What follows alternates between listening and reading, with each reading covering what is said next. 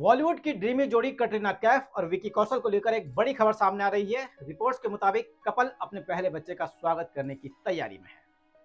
जी हां, कहा जा रहा है कि बहुत जल्दी ही विकी और कटरीना पेरेंट्स बनने वाले हैं। बोला तो ये भी जा रहा है कि कटरीना इसी साल यानी अक्टूबर 2025 या नवंबर के महीने में अपने पहले बच्चे को जन्म देंगी और इसी के चलते कटरीना कैफ फिल्मी दुनिया से एक लंबा ब्रेक लेने वाली है।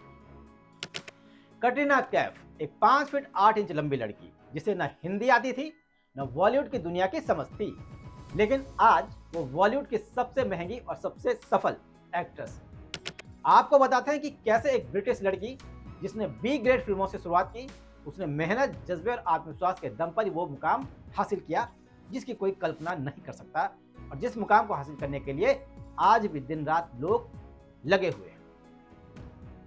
कटरीना कैफ का जन्म 16 जुलाई 1983 को हांगकांग में हुआ था। उनके पिता मोहम्मद कैफ एक बिजनेसमैन थे और मां सुजैन ईसाई एक अंग्रेजी वकील और चैरिटी वर्कर। शादी के कुछ समय बाद ही दोनों अलग हो गए थे। कटरीना के साथ उनकी 3 बड़ी बहनें, 3 छोटी बहनें और एक बड़ा भाई भी था। बचपन में ही उन्हें एक देश से दूसरे देश घूमते रहना पड़ा। चीन, जापान, फ्रांस, कई जगहों पर उनको रहना पड़ा। पढ़ाई भी ज्यादातर घर पर हुई। महज 14 साल की उम्र में हवाई में एक ब्यूटी कॉन्टेस्ट जब उन्होंने जीता, तो वहीं से उन्होंने मॉडलिंग की दुनिया में कदम रखा। धीरे धीरे उनको कई छोटे प्रोजेक्ट्स मिले और उन्होंने उनमें काम भी किया। और फिर एक दिन फैशन वीक के दौरान फिल्म प्रोड्यूसर कैजाद गुस्ताद की नज़र उन पर पड़ी। बस फिर क्या था, फिल्म बूम में उन्हें कास्ट कर लिया गया। 2003 में रिलीज हुई फिल्म बूम कटरीना कैफ की पहली फिल्म थी। इसमें उन्होंने रीना नाम की मॉडल का रोल किया, जो फैशन शो के दौरान हीरो की तस्करी में फंस जाती है। फिल्म में उनका किरदार काफी बोल्ड था और उनके कई सीन को लेकर खूब चर्चा भी हुई, लेकिन फिल्म बॉक्स ऑफिस पर कुछ खास चल नहीं पाई। दरअसल कटरीना का बॉलीवुड डेब्यू जॉन अब्राहम के साथ साया फिल्म में होना था, लेकिन उन्हें हटाकर दूसरी एक्ट्रेस ले ली गई क्योंकि उन्हें हिंदी अच्छी तरह से नहीं आती थी। कटरीना की सबसे बड़ी चुनौती थी, लेकिन कटरीना डटी रही। फिर आया साल 2005। ये वो साल था जिसने कटरीना की जिंदगी बदल दी। इस साल उन्हें सलमान खान के साथ फिल्म मैंने प्यार क्यों किया ये फिल्म मिली। इस फिल्म में काम करने का मौका मिला। फिल्म हिट हुई और कटरीना ने बॉलीवुड में अपना नाम बना लिया।